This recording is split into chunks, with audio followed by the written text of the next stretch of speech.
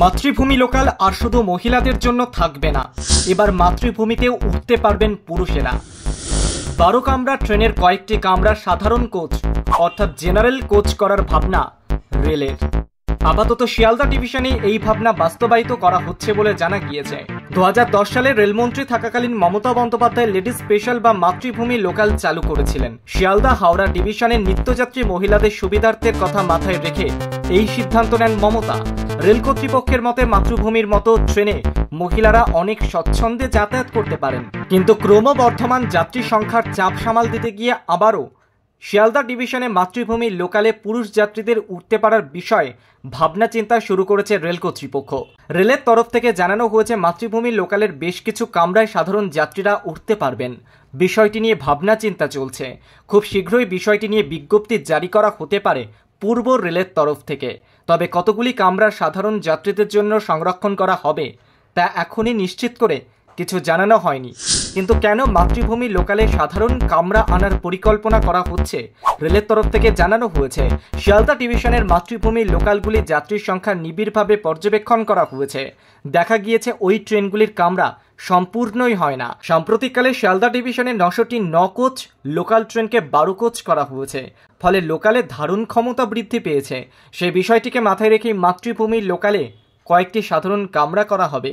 এতে মহিলা যাত্রীদের আরামদায়ক এবং নিরাপদ যাত্রা ব্যাহত হবে না।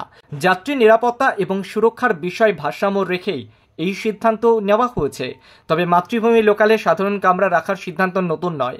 2011 সালে শিয়ালদা দক্ষিণে মাতৃভূমি লোকালের 3টি কামরায় সাধারণ যাত্রীদের জন্য সংরক্ষণ করা হয়। তবে এবার ফের মাতৃভূমি লোকালে পুরুষ যাত্রীরা উঠতে পারবেন বলেই খবর। জারি হতে চলেছে বিজ্ঞপ্তি।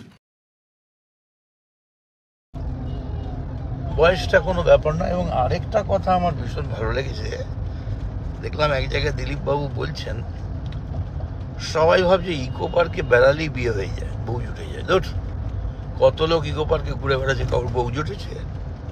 ঠিকই বলেছেন। আমি বলবো যাদের জুটবে না ইকো পার্কে তারা নিকো পার্কে চলে যান। দেখবেন নিকো পার্কে গেলে সবার বউ জুটে যাবে। এবার ট্রেনেই মিলবে এটিএম পরিষেবা। যাত্রীদের কথা মাথায় রেখে এই ভাবনা ভারতীয় রেলের। যাত্রীদের সুবিধার কথা মাথায় রেখে বড় ভাবনা ভারতীয় রেলের। ট্রেনের মধ্যে যাত্রীদের নগদ টাকার প্রয়োজনীয়তাকে মাথায় রেখে এবার ট্রেনে এটিএম মেশিন বসানোর উদ্যোগ নিল রেল। পরীক্ষামূলকভাবে ইতিমধ্যে একটি দূরপাল্লার ট্রেনে বসানো হয়েছে এটিএম।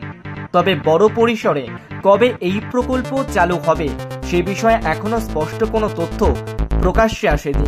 ভারতীয় রেলের আধিকারিকদের তরফ থেকে জানানো হয়েছে মুম্বাই মানমাডগামী পঞ্চবটিগামী এক্সপ্রেসের ট্রেনের কামরায় বসানো হয়েছে একটি এটিএম মেশিন। রেলের তরফে জানানো হয়েছে এই এটিএমটি বসানো হয়েছে ট্রেনের বাতানুকূল চেয়ার কার কোচে। বেসরকারি ব্যাংকের উদ্যোগে বসানো এই এটিএম শীঘ্রই যাত্রীদের ব্যবহারের জন্য খুলেও দেওয়া হবে। মধ্য রেলের প্রধান জনসংযোগ আধিকারিক জানিয়েছেন পরীক্ষামূলকভাবে পাঞ্চবটি এক্সপ্রেসের কামরায় একটি এটিএম বসানো হয়েছে। ট্রেনের পিছনের দিকে একটি বাতানুকূল কামরায় বসানো হয়েছে এটিএমটি, যেখানে একটি সময় অস্থায়ী পেন্ট্রি ছিল। ট্রেনের মধ্যে এটিএম এর নিরাপত্তা নিশ্চিত করতে একটি শাটার দরজাও লাগানো হয়েছে।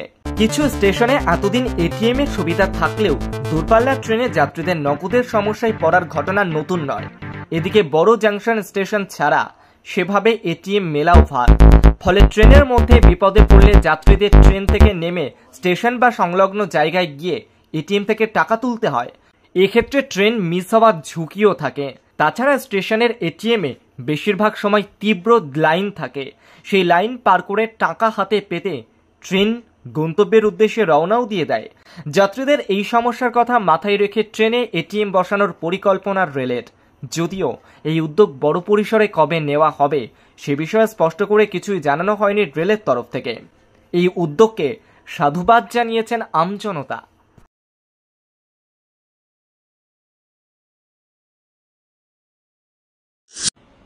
সবচেয়ে বড় চাঞ্চল্যকর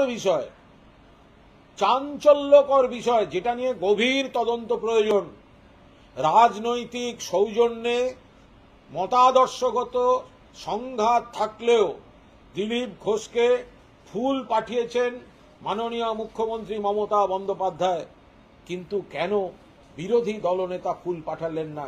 এটাই হচ্ছে বিজেপির রাজনীতির মধ্যে সবচেয়ে বড় ইম্পর্টেন্ট বিষয়। শুভেন্দু অধিকারী বলছেন যে মুর্শিদাবাদের ঘটনা ক্যালকুলেট করে করা হয়েছে, পুরোটাই করেছে রাজ্যের সরকার। বলছে যেখানে বিজেপির ভোট বেশি সেই সব জায়গায় করা হয়েছে। শুভেন্দু অধিকারী দ্বিচারিতা করছেন। শুভেন্দু অধিকারী দুদিন আগে বাইট দিয়ে বলেছেন যে বাংলাদেশ থেকে ঢুকে বাংলাদেশের স্টাইলে লুট করে পালিয়েছে। কে বলেছেন? শুভেন্দু অধিকারী বলেছেন। তাহলে আজকে সেটা কি করে রাজ্য সরকারের দোষ হতে পারে? শুভেন্দু অধিকারী পরিষ্কার বলেছেন বাংলাদেশ থেকে বাংলাদেশ স্টাইলে ঢুকে ঢুকে লুট করেছে।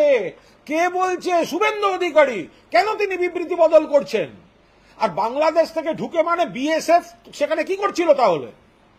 শুভেন্দু অধিকারীর কাছেও, তার মানে আমরা যেটা বলছি সেই খবরটা তো শুভেন্দু অধিকারীর কাছেও ছিল, তার মুখ থেকে বেরিয়ে গেছে। এখন তিনি বিএসএফ আর তার রাজনৈতিক বসকে আড়াল করতে তাকে এখন স্টেটমেন্ট চেঞ্জ করতে হচ্ছে।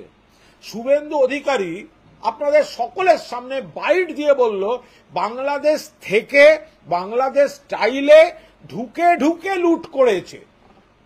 তো তাহলে আমরা তো এইটাই বলছি, এটাই হচ্ছে কনস্পিরেসি। কি করে ঢুকলো, কি করে আবার লুট করে পালিয়ে গেল এখানে ইনস্টিগেশনটা দিয়ে? ফলে শুভেন্দু অধিকারী নিজেই বলেছেন যে বাংলাদেশ থেকে ঢুকেছে, বাংলাদেশ স্টাইলে লুট করেছে। ফলে এখন তিনি যেটা বলছেন, তিনি দল বা স্বরাষ্ট্র মন্ত্রককে বা বিএসএফ কে গার্ড করতে তার স্টেটমেন্টটা বদল করেছেন।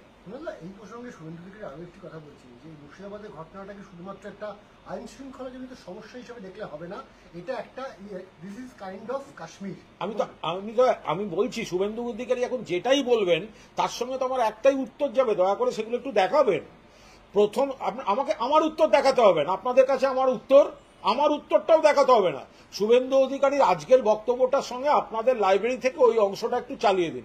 আমার টুইটেও রয়েছে, আমার এক্স হ্যান্ডেলেও রয়েছে। শুভেন্দু অধিকারী, আমরা তো বলছি এটা রাজ্যের অভ্যন্তরীণ সাধারণ আইন শৃঙ্খলার সমস্যা নয়, এটা একটা বড় যেটা সীমান্তের ওপার থেকে এসে এই ঘটনা ঘটানো হয়েছে, এলো কি করে সেটাই রহস্য, তার তদন্ত চাই।